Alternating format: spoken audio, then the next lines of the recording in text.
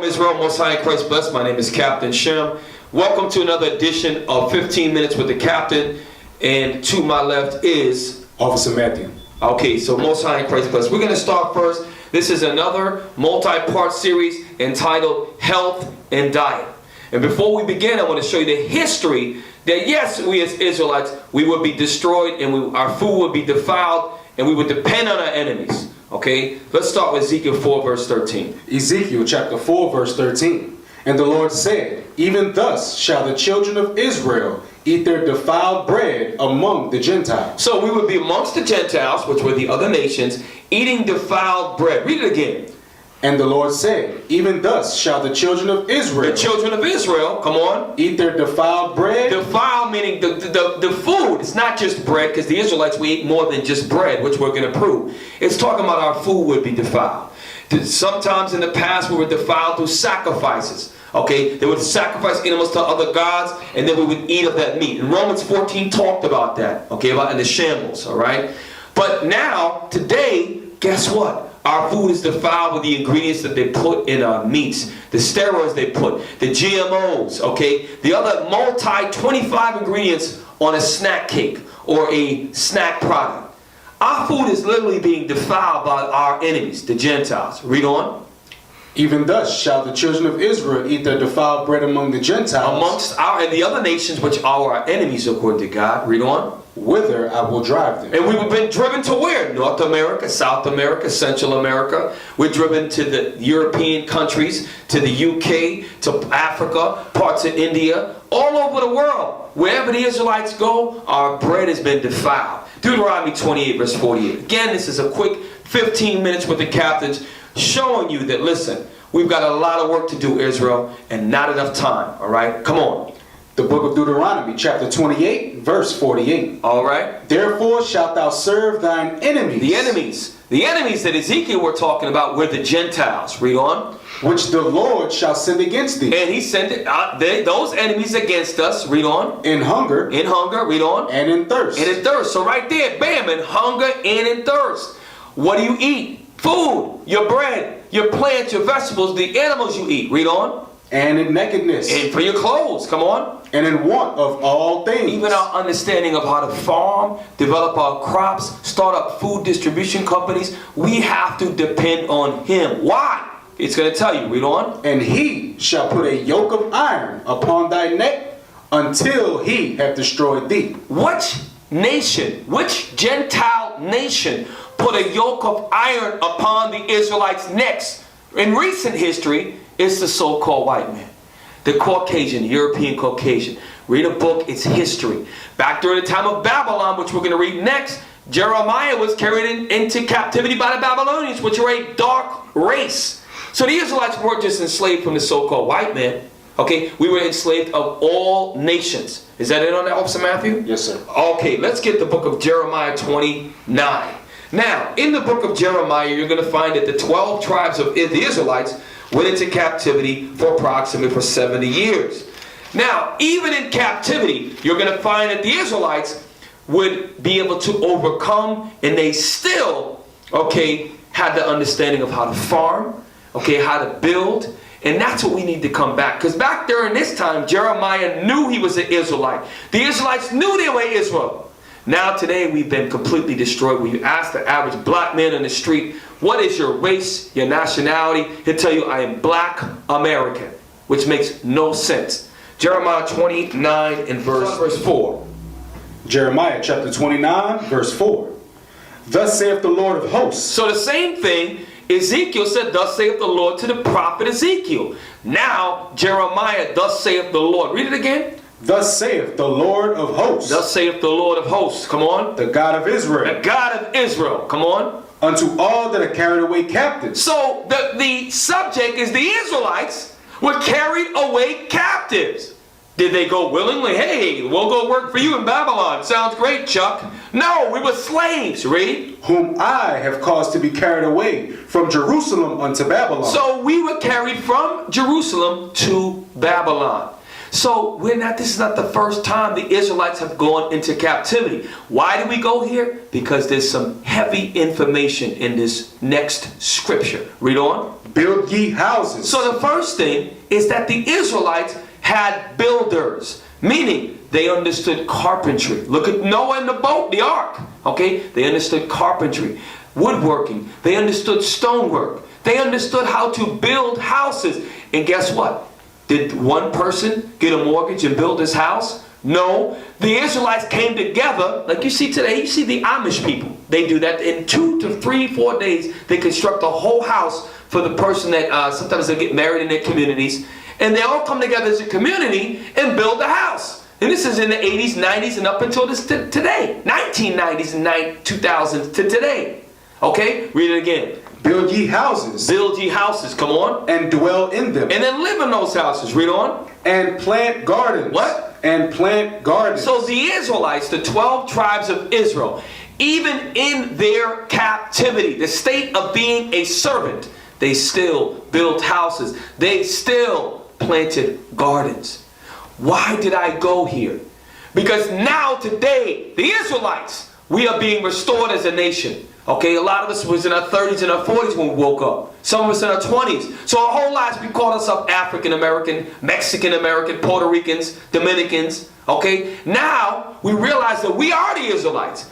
And a lot of us, most of us that grew up in the city or urban, suburban, we did not. Was raised around gardening and orchards. But our forefathers had that understanding. And why is it important? In part 2, we're going to show you why it's important. But right now, we're going to continue on. Read on. And plant gardens and eat the fruit of them. So in a garden, there's things that come out. That's the fruit. So for example, if I plant eggplants from the seed and I water them and I deal with the soil right, the fruit that comes out will feed my house. Okay, if I plant apple trees, orange trees, satsuma trees, lemon trees. Okay, if I plant white zapote trees, that's a subtropical fruit that can even grow in some parts of the U.S. You can do mangoes. So also, we can also build greenhouses. Because a greenhouse is a house, right? So we can build greenhouses to help take advantage of our growing seasons. Why? Part 2 is going to tell you why. Read on, is there more on that? That's it, Captain. Beautiful. Let's get the book of, real quick, let's get the book of, yes, I want to go there. Get me the book of Ecclesiastes, right after Proverbs, chapter 2.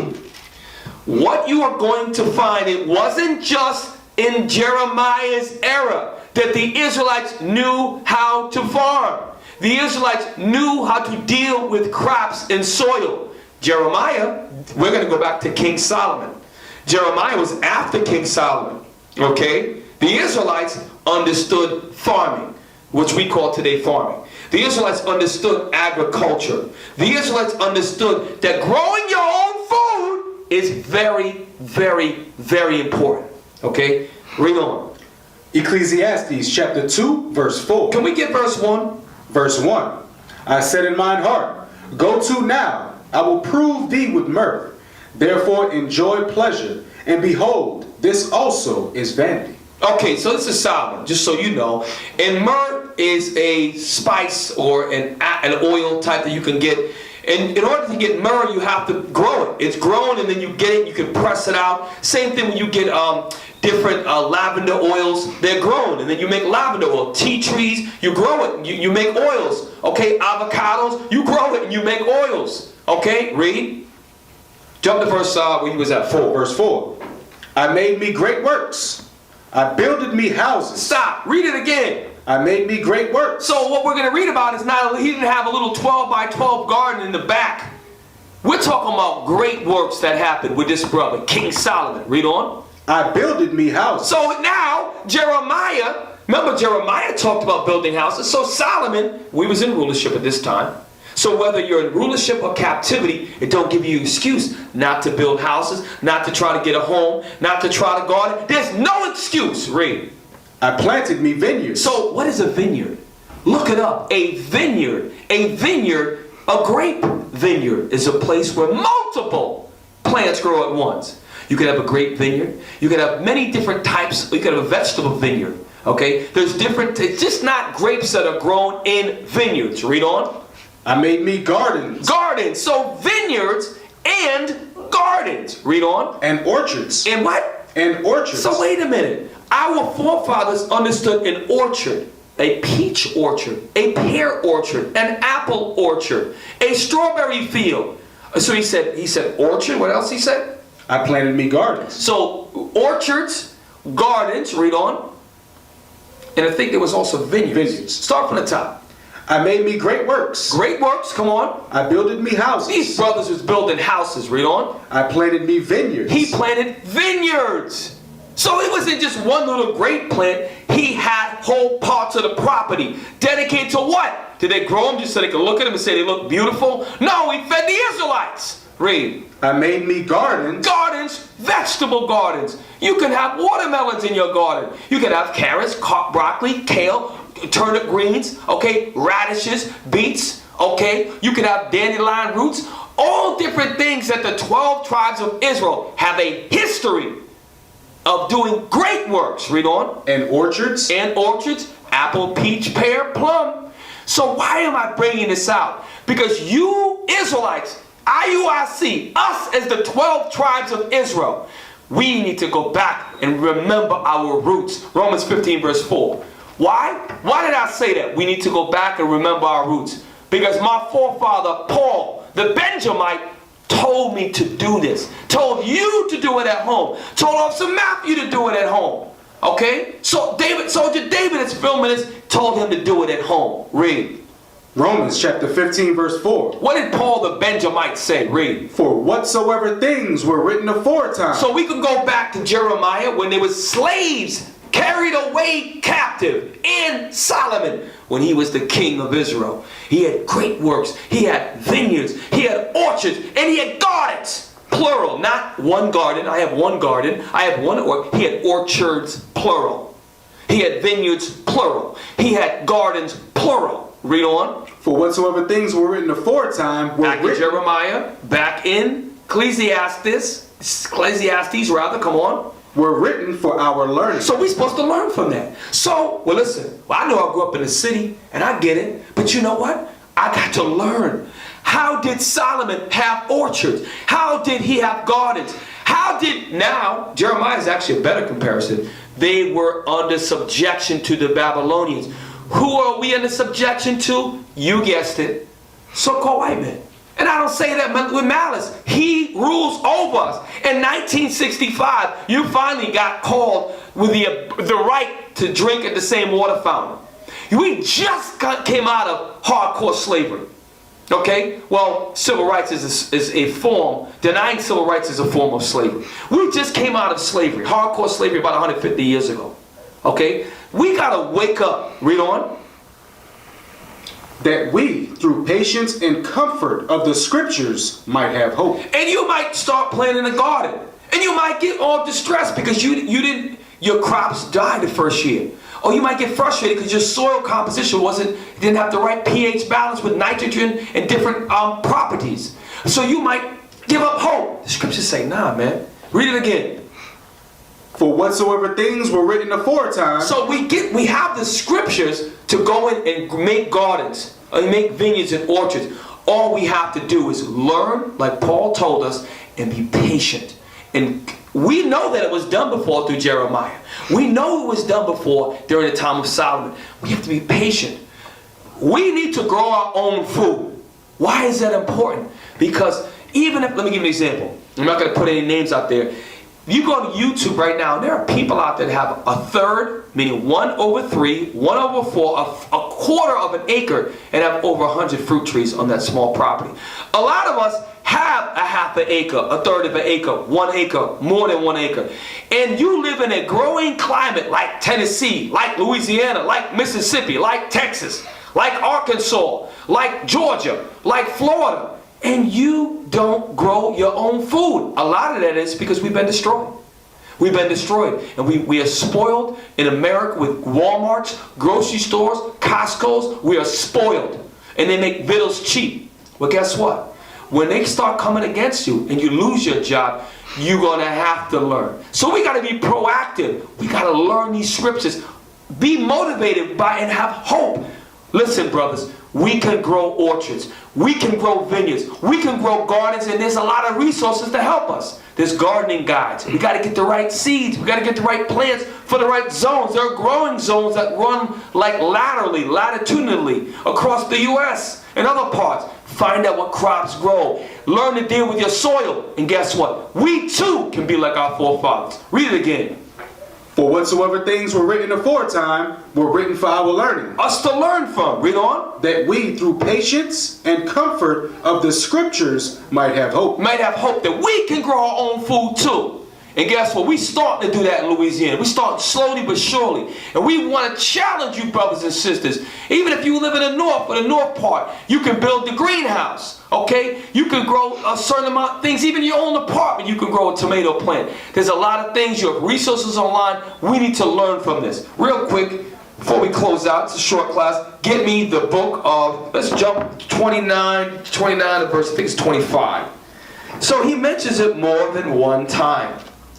Let's look at it real quick. Jeremiah 29, find it for me, verse, yes, 28.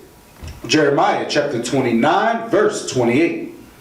For therefore he sent unto us in Babylon, saying. He sent unto us in Babylon, saying, read on. This captivity is long. Yo, so now, think about it. We in America, right? This is the longer than Babylon. He's like, this captivity is long, brother. So they're having a conversation, right? We say the same thing. I get up for work, I'm tired. I got time to do no garden. I ain't got time to go out there and try to raise fruit trees. Man, this captivity is long, brother. Read on. Build ye houses. No. But he said build ye houses. Read on. And dwell in them. And dwell in them. Read on. And plant gardens. He's saying the same thing, but through a conversation. Read on. And eat the fruit of them. So the Lord is telling us we got to plant these peach, plums, apples, nectarine trees, all these other trees, these eggplants, all these different crops, this kale, the cabbage, celery, all of that. The date, black walnuts, pecans. Oh, we have to learn how to do all of that. And then after we learn about the soil and do the vineyards, the orchards, and the doggone gardens, then we have to do what? And what? And plant gardens. Plant gardens, come on. Build ye houses, dwell in them, and plant gardens, and eat the fruit of them. That's the point. You're doing it because you control. You're eating the fruit of your crops. Meaning, we can control what goes in them plants. We can use organic or natural pesticides. We don't have to use chemicals. We can make our food taste better. Because remember, Genesis said he made fruit of the ground. The key is in the ground. The key is dealing with your ground. Getting your ground right. And you know what? I don't have all the answers. But guess what? Together, through learning about our forefathers, researching on our own, we can learn and we can become small gardeners. Each and every single one of our congregants, we can grow up, we can raise up and grow our own food. If, for example, if in Louisiana and Mississippi, if we got 10 brothers that's doing that, we can have enough to feed the whole congregation where we at. It can happen. People are doing it. These other nations are doing it right now. So with that, that concludes part 1 to 15 minutes with the captains. Next week, we're going to come back and go to part 2, where we're going to show you more about the gardening. And guess what? What do we do with the stuff when we have? We can change our diet completely, the way that we eat. So with that, this is Captain Shem. 15 minutes with the captain, my dedicated reader to my left. Officer Matthew. Most High in Christ bless Israel. Shalom. Now they will see the treatment of God. We are not black men, we are Israelites. That's right.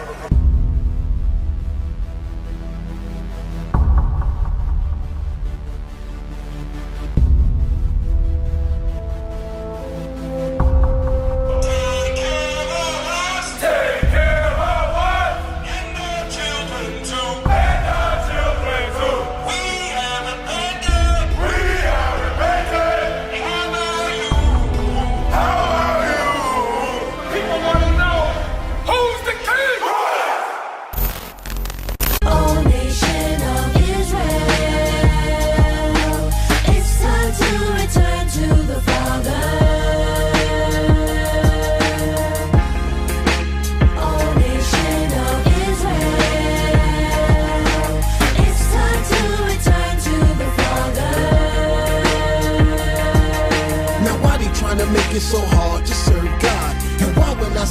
I'm a Jew, it sound odd. For years I've been walking around saying that I'm a black man. I ain't saying that no more, it sound wrong, man. This is Bishop Nathaniel of Israel United in Christ.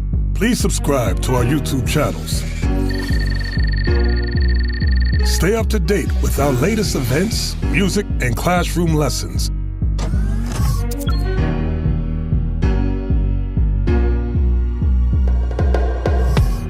IUIC plans to continue visiting different countries where this gospel has not been preached before. IUIC needs your help in pushing this truth.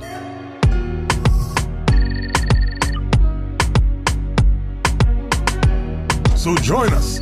Subscribe to our Instagram, Facebook, Twitter, and podcasts, and stay up to date with us.